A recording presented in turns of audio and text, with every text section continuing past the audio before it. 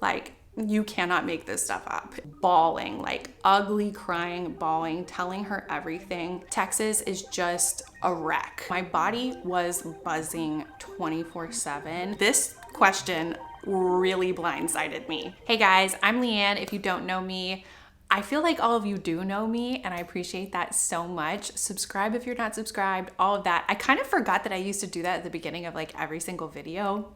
I'm so out of the loop with YouTube. Whatever. Today, I am answering your questions. I asked over on Instagram if you guys had any questions for me, like an ask me anything kind of thing. I haven't done one of these videos in basically a full year, and I've had it on my list all year long. So I got a ton of questions all over the place. Some are nice and light and fluffy, and others are deep, like they're ready to see me cry. So I've got a little collection. I'm gonna do as many as I can. Lucy is actually taking a nap right now, so I'm like risking it all.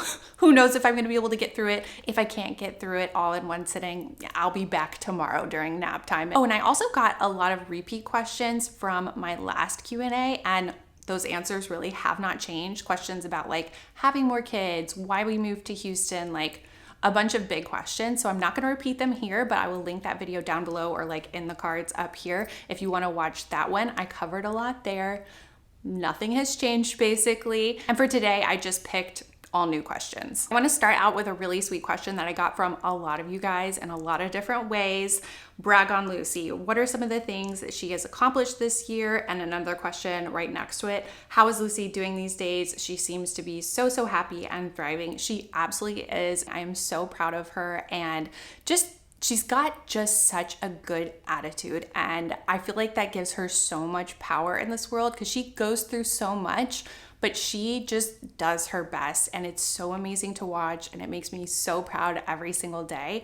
And as far as her accomplishments this year, she has gained so much, just like all over strength. You know, at the beginning of this year, she was really just starting to sit, and now she's sitting and balancing, and she's got so much more core strength, and she's able to play with so many more things in new ways. And like, play is everything to kids and toddlers and babies, and they learn so much and they gain so many skills just by playing. And so that's so important for her, and it's so awesome to see, and I know she has such a good time. And another really huge thing that has emerged more and more this year is communication. She's not saying any words, but just through her body language and her face and her reaching and just like the vocalizations she does, you can tell what she wants, and she makes herself known. It's just so awesome to watch. And if you've been watching the vlogs, you've probably heard her answer me when I ask her things like, are you hungry? And it's definitely not something that is consistent, like it's here and there,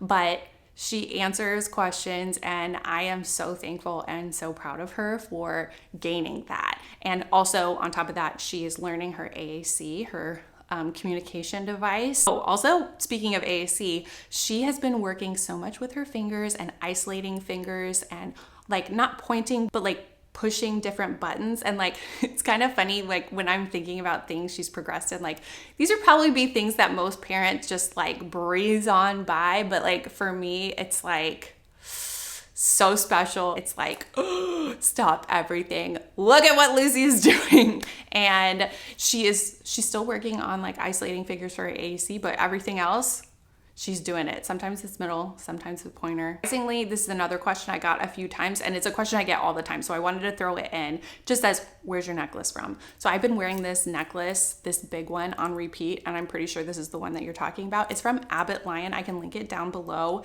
It's so cute. It has an L on it, and it's just like chunky. It goes with everything in my opinion. It's a lot like a necklace that I used to wear all the time, but it kind of started getting worn out. So I am loving this one, and I'm wearing it all the time.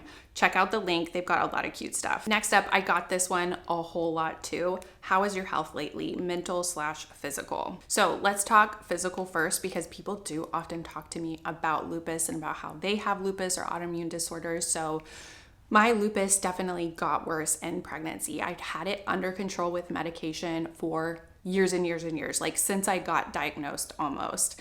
And there's been spots where I've had flares, but it's always been able to get back under control. But since like midway through my pregnancy or so, a flare started and it's never ended, like to this day. Like I have spots and a flare going on right now, and we've added on new medications. I've done more testing and I just can't get it back under control. And it does really worry me, but it definitely could be worse at the same time. But you know, autoimmune disorders run in my family. My grandmother passed away from autoimmune disorder. So it is definitely something that worries me, and it's something that I'm dealing with. And as far as mental health, I've definitely struggled with anxiety since Lucy was born, like more than I've ever had in my life. Like after Lucy was born, you know, when you have to fill out those forms at follow-up appointments, like talking about like postpartum depression and anxiety, and you have to check all these boxes, and like meanwhile my child is in the hospital having seizures.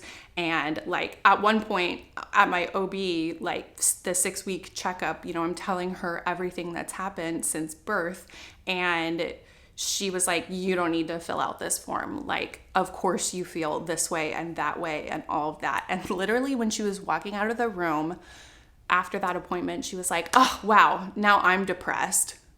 Like, you cannot make this stuff up. It's so insane. Some doctors are so insensitive, it blows my mind. I could tell you so many stories. But over time, I've definitely improved in all of the areas they normally recommend to keep stress down, because that is just basically my top priority. Lucy and keeping stress down, those go hand in hand. It all works together. Like I'm getting at least 7 hours of sleep a night. I work out consistently. I try to eat healthy. Like it's at least healthier than I used to eat. I can definitely say that. So I feel like those are all the like basic things that people recommend. I also have a psychiatrist now. I was dealing with horrible sleep, and I have always been a great sleeper, sleep through the night, no matter what, my entire life. And since Lucy was born, more and more and more over time, I started waking up in the middle of the night and for hours could not shut my mind off and just had racing thoughts. And it wasn't always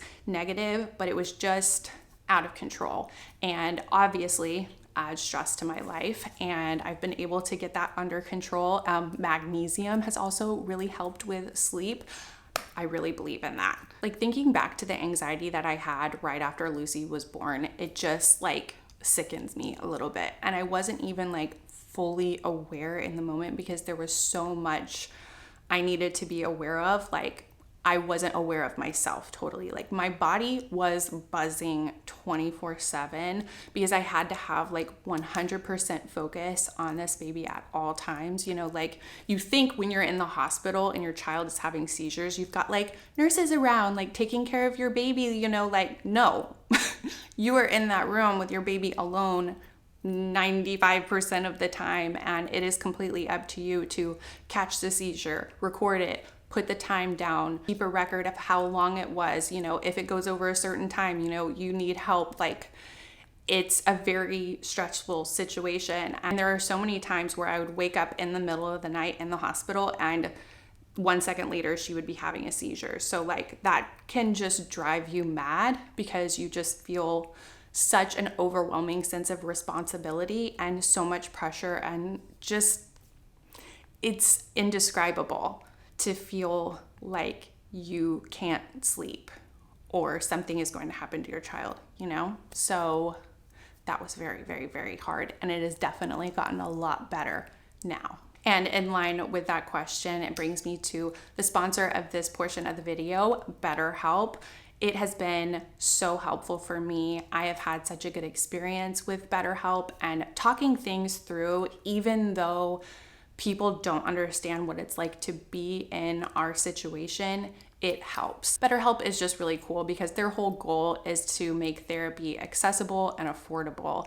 And it's really easy to get started with them. You go to their site, answer a few questions, and they match you with a professional therapist. And if you're ever feeling like the therapist you're matched with isn't a good fit, you're not clicking, or, you know, for any reason, you can switch. It's no extra cost and it's really easy. I mean, when I've done in-person therapy, it's so many hoops you have to jump through just to get to the appointment. And that's just like a huge barrier that if you're already struggling, you don't need, you know? So if you've been thinking about starting therapy, definitely consider BetterHelp. You can go to the link in my description. It's betterhelp.com/LeighAnnSays. That's BetterHelp, HELP.com/LeighAnnSays. And you can actually get 10% off your first month with a licensed therapist. Next, do people come up asking Lucy questions like, how old are you, etc.? How do you address these? Okay, this is a longer answer, obviously. It literally happens every single time we're out. People are always talking to Lucy, and they're not necessarily asking questions like, how old are you? One thing that I get a lot, and people could just be like passing me by, and it's always women. They always say like, she's so quiet. And they say it in a way that it's like a compliment. It's not like, I'm worried about your child. It's like, oh my gosh, you have such a well-behaved toddler, or like, she's so cute. She's just like a little doll. Like, she's so quiet. I get these comments like constantly. I don't really like address them necessarily. I just say something like, she's the best, or something like compliment her as well, you know? I'm not like taking credit for it, but I'm also not explaining, you know? And when people just like say hi to her or ask her little questions, I kind of don't say anything. And this is just what came naturally to me. Over time, this could certainly change, but what comes naturally to me is just to look at her and kind of just be in that moment. They're talking to her, they get to look at her, she gets to look at them, and I'm not like running her over with an explanation. And also, I just feel no need to give an explanation to someone we're probably never gonna see again, you know? Lucy is super social, and a lot of times she will connect with people and really like look at people and like kind of seek them out in a way, and she'll smile, and I'll always acknowledge that and be like, oh, did you make a new friend or something like that? If they're talking to her and she's smiling back, you know, I just kind of engage with her. But if she's just looking at them like, what do you want? Like, I know she's tired and she's not into it, and we just move right along. You know, I just kind of like go along with her, you know? I just always prioritize her in the situation. Like, this stranger, whatever, you know? Like, obviously I'm not being rude, but it's just like, honestly, like, you'd have to be there to understand. The way I'm explaining it kind of sounds like it would be incredibly awkward, but I don't know, maybe it is for them, but for me, it's not. And I think Lucy is comfortable too. Like, I don't feel like she feels pressure in those moments, and I don't ever want her to feel pressure. I let Lucy be Lucy in the world. And if people want to interact with her and tell her she's cute, like, yeah, she is really cute. She's not going to answer you. That's okay. If she gives you a smile, you're lucky. Like, consider yourself lucky, basically. Like, that's how I feel. And like, I know I put my child on a pedestal. I love her so much. She's the best thing in the world to me. So I genuinely just feel like, hey, like, you got to meet Lucy, you're lucky. And on a more serious note, something else that I've thought about is like, being a parent to a child with a disability is just such a unique experience. It's like being on display in a way 24/7, or having to be vulnerable 24/7, because everywhere you go, it's like there are hard things about your life that someone can see without even knowing you, with just like walking past you in an aisle at the grocery store. And most other people in the world don't have that situation. And it's just a unique experience, you know? Okay, it's definitely time for a more light and fluffy one. Also, it is such a gray day outside. I am sorry for the lighting. Hopefully you're not here for the lighting. Okay, how are you liking your new house now that you're fully settled in? Favorite thing, least, question mark. I like the house. Favorite thing is definitely that it's one story. That was the top priority. That's most accessible for Lucy. So that was a non-negotiable for us. I also like the area. It's definitely much better than the neighborhood we were in our last house, because there's just more around us. So it makes things a lot more convenient. Least favorite thing, there's some style choices when they redid this house that aren't really me. There's like literally shiplap in the dining room. Don't love that. There's like fancy barn doors, and I feel like if that was somebody's style, they would absolutely love that, but it's not what I would have chosen. I would like to repaint the island. There's just different little like superficial things I would definitely change about, oh, let me show, since we're in here, the ceiling in here, not what I would have chosen, but it is what it is, and it's just not really a priority to me. I think it would drive some people crazy. It's not what I like, but I kind of just don't care right now. One more light fluffy favorite perfumes. Okay, I've had this one for quite a while, and it's definitely been like an on and off favorite for me. Like, I always love it, but it's situational. And I feel like for like holidays, wintertime, this one is so amazing. It's the Kilian Angel Share perfume. Love the bottle, love the scent. It's like expensive juice, fruit juice, apple juice. I was right. Okay, next up, this one is newer to me. It's the YSL Libre. Is that how you say it? This one is like so grown up to me. Like, just feels so fancy. That is not a good way to explain that newest favorite. And I think this went viral at some point.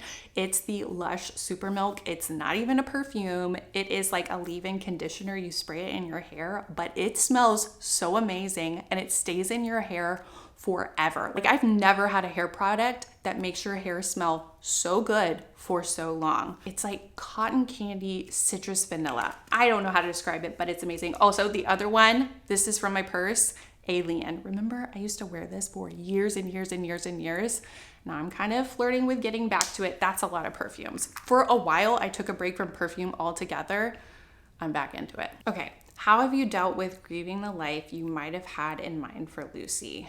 I've seen other parents talk about this online a lot, and I don't know if it's just where I am in this whole thing, but I just don't connect with it. Maybe I will someday. I'm completely open to that, and I'm not invalidating anyone's experience. Like, I respect all parents with kids with disabilities, and what they say matters. I will say I wish life was easier on her. I want her to be able to get what she needs in life. I want her to be able to communicate how she feels. I guess I could just say I didn't have a life planned out for her. I didn't have expectations on her before she was born, and I don't feel sorry for myself. Like, I've talked about this for years. Like, I don't like to feel sorry for myself. I don't like anyone else feeling sorry for me. Like, kind of crazy, but that is just something that I've always felt strongly about because of so many things that I've been through in my life. That is just a core piece of me. And I think in this situation, it is a strength. And there's just no way that I can fully explain or have someone else understand the mindset shift of almost losing your child and then not losing them. Everything is small stuff after that. You're grateful for everything after that. Things can still be hard, but you know they can be worse. If you want to know something that I do truly grieve about, or at least deeply worry about, is, what is going to happen one day when we are gone? What if she doesn't get the care that she needs? What if someone does not take care of her? And what if she thinks, why did they leave me? And this is an actual serious part of my reality, and it's heartbreaking, and we're obviously putting things in place for her future. We've been working on that for a long time, but there's no escaping that very, very hard reality. Again, that was a lot of answer. I know you're getting a wheelchair for Lucy, but is the goal still to get her walking someday? Yes. Absolutely, yes. We want her to have a wheelchair for these situations where she needs it, but we are never going to stop giving her therapy, taking her to therapy, giving her opportunities to gain skills, gain strength, and move forward. I really don't intend to have her in her wheelchair a lot. It's just situational. And I carry her around all the time, and I am good. I love carrying her, and obviously she's going to get older, she's going to get bigger, and I'm going to carry her until my back snaps, basically. I'm kind of joking, but I want to carry her for as long as possible. And if she isn't walking, I'm still going to be lifting her even if she is using her wheelchair more. Basically, she could start walking next year, or she could start walking in 5 years, or she could not walk and need the wheelchair for independence all the time. If she walks, great. If she doesn't walk, also great. We will make it work. And I just want to give her every piece of independence possible. And I've seen parents online say if you get a wheelchair, they'll have less incentive to learn to walk. I just disagree. And I just think about the in between. Her life is right now when she cannot walk. And if it takes years for her to learn how to walk, there is no reason to hesitate to give her what she needs in this in between time. You know, sometimes people aren't thinking about quality of life right now. And I don't think withholding a wheelchair helps her mobility, you know? I'm getting so hot answering these questions. Got me sweating. Okay, let's do another light fluffy one. Makeup you wore at Disney. Need long-lasting products. I am happy to help, but I regret to inform you it's expensive stuff. I wish I had never tried some of these products because they're so good and I cannot stay away from them now. First up, this Tom Ford foundation. It is so amazing. Do you see how much is left? I wore this every day at Disney. Honestly, it's the only foundation I wear now. If I'm wearing foundation, this is what it is. What is it even called? Traceless Soft Matte Foundation. I'll link it down below. I'll put my color there. Next up, this is the Dior Forever Skin Correct. What did I tell you? Like, why did I ever try this? It is so good. It does not cake up. It just looks gorgeous. Okay. The last one is this Milani setting powder. It is so good. It has changed the game for me. Like, I use it as like a setting powder, touch-up powder through the day. Like, somehow it can keep the shine and glow on your face, but also not be like uncomfortably dewy. I'm an oily girl, so like I need powder. It's a translucent conceal and perfect. So good. So good. Okay, real quick, this question really blindsided me. She said, another question I've asked before. Can we revisit the infamous roach on the pizza? What? How do you remember this? And so crazy, I thought about this the other day. Like, it still haunts me sort of frequently, and I'm still very uncomfortable with eating food that I cannot see clearly. Like, if you're like go to the movies and like you have dinner at the movies, like I do it, but I kind of hate it. And what do you even mean? What do you mean revisiting? Just, you want me to just like feel the bad feeling? It was so nasty. I mean, if you missed that video, it was years and years and years ago. Just like, you were lucky, okay? Okay, since Lucy, how has your worldview changed with regard to accessibility, disability, etc.? It has definitely changed, like, obviously. For Lucy, I was definitely very compassionate, but just unaware. And now I'm obviously much, much, much more aware, and I feel like I have true compassion and empathy for people with disabilities and families. And it's because I get it, you know, like I think that it's just so hard for people to understand if they haven't lived it, because it's something that affects every second of every day, every decision. Like, I wish I could explain to people. I wish I could show people what it's truly like, but I feel like it would be impossible because it's nonstop. It's really just reshaped my entire world. And that might seem like I'm exaggerating, but that is simply because you haven't lived it. That feels like a very all over the place answer, but like something more specific is I have learned how terrible Texas is to people with disabilities and their families. You know, we've met families from all around the country within the SCXBP1 community, and I feel like almost all of them have 100 times the support and resources for their kids than we have in Texas. Texas is just a wreck. Like, they don't care. And it is so horrible. And I'm so honestly disgusted with it. And it's one of the million impossible decisions you're faced with. You know, do we leave our support system and our family, which is obviously absolutely priceless and irreplaceable, or do we go somewhere that has more support in a different way? You know, like, there is no completely right answer. And when we talk about it, because we've definitely talked about it, because obviously we want to give Lucy the world, but you know, here we can give her family.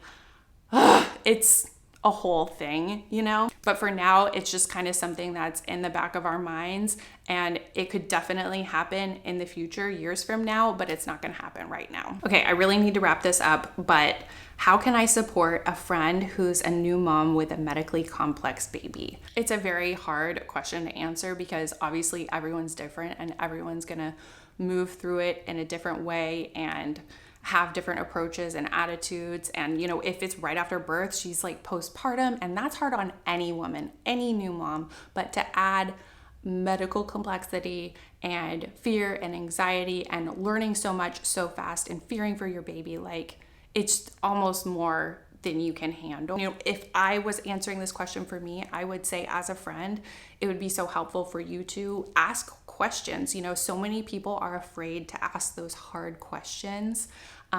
But for me, when people ask those questions from a place of love, it makes me feel so cared for because it's such an isolating experience and no one understands. Like even the doctors do not understand. And that is so scary. And you learn so much so fast and everyone around you has no idea. And that can be really frustrating. And when people are too nervous to ask or whatever, like it just feels like you're so alone. And I think that could be one of the best things that you could do for her.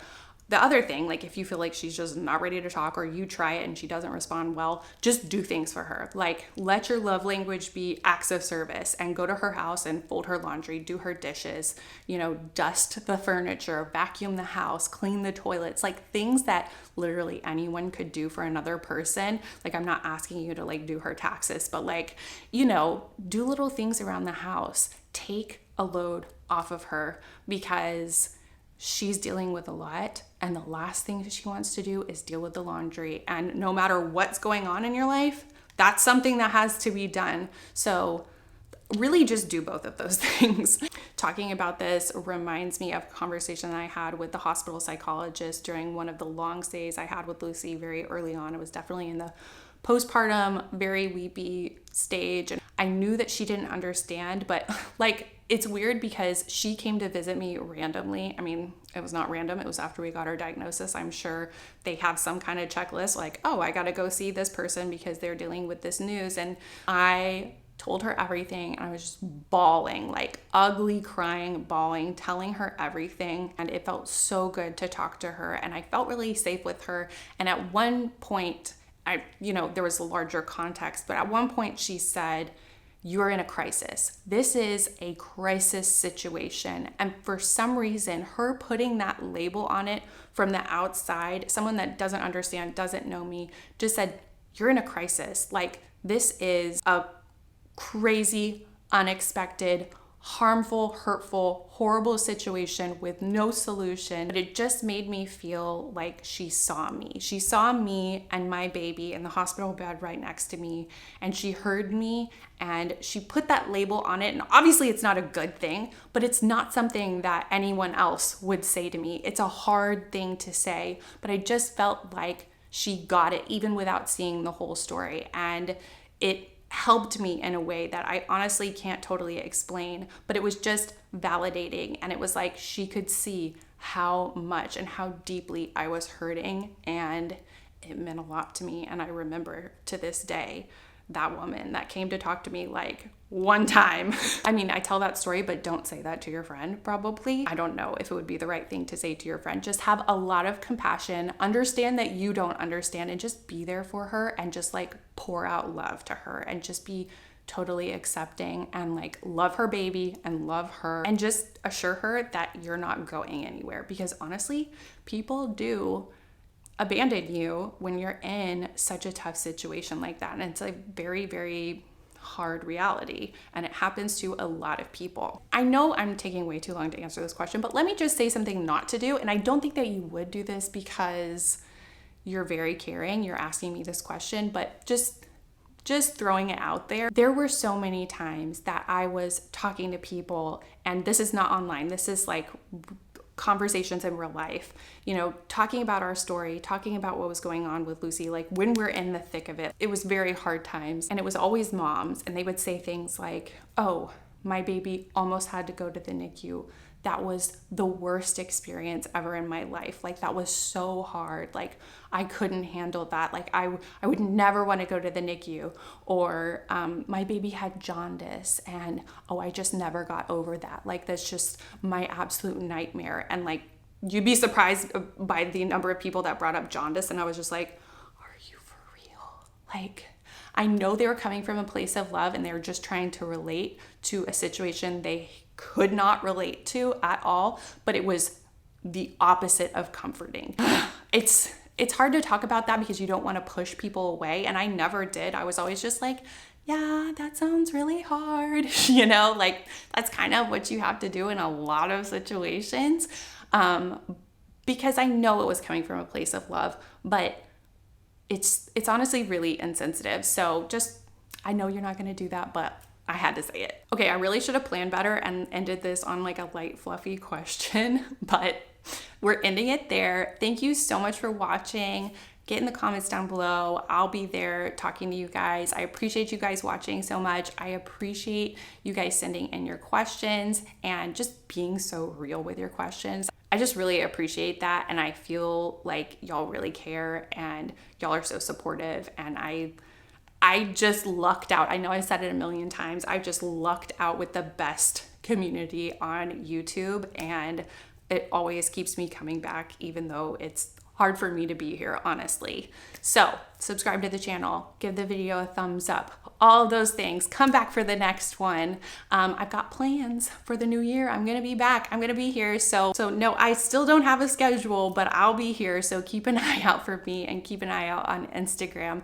Thank you again to BetterHelp for sponsoring a portion of the video. Check out the link, get the discount, get some therapy. All right, thanks. I love you. Bye.